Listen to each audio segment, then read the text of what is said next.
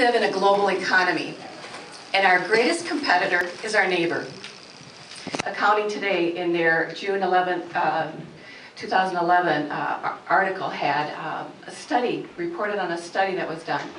And it talked about 18 measures of tax consequence on businesses and in states. And the results were that South Dakota is the most favorable place to have a business. And Minnesota is dead last at 50. The only state, the only area that is below Minnesota is DC. Do taxes matter to businesses and growing jobs? Yes, it absolutely does make a difference. The U.S. Bureau of Statistics and Labor reported that 1,200 small and medium-sized businesses left our state between '97 and 2008. None of us would argue that that trend has changed. We need to attract businesses, and by having a favorable tax environment here, we will be able to draw businesses here. But the real question is not, do we need more taxes, or how taxes work, but do we need more taxes? The legislature proposed and presented to Governor Dayton a balanced budget. It is the largest budget in the state of our, in the history of our state. It is $34 billion. In the current biennium, we had state revenues of about $30 billion, and we added to that almost $2 billion in stimulus money. So that is a 6% increase. We balanced the budget, prioritizing nursing homes and having a safety net. We prioritized education. In Independent School District 191, per pupil funding went up $179 per pupil. And so it's not good for business to increase taxes. We already have a bad reputation among our country, and we also don't need to, because we have a great budget that is before the governor, and we can talk about additional offers that have been made later.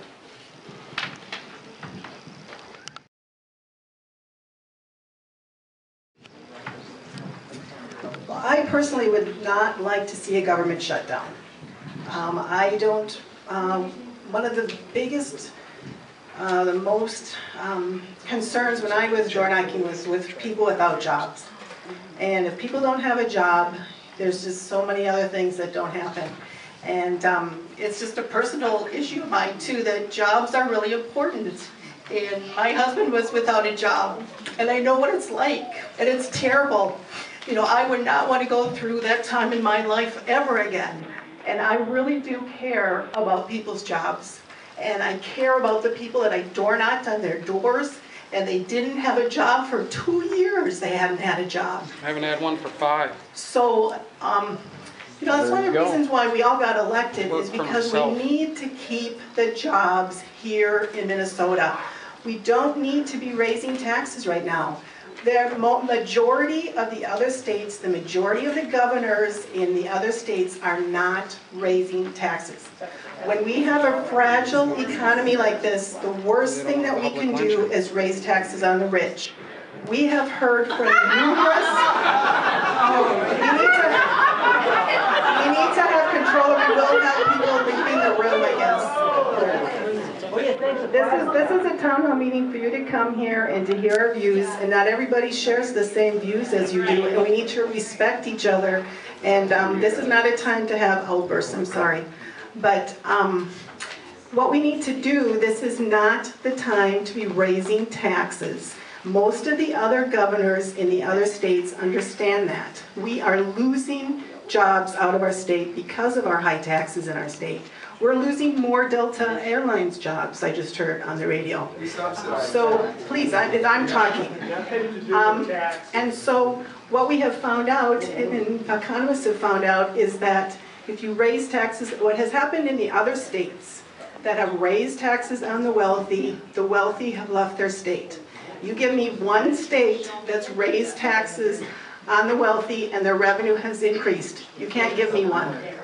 New Jersey, their revenue went down. Maryland, their revenue went down. All these other states, their revenue went down.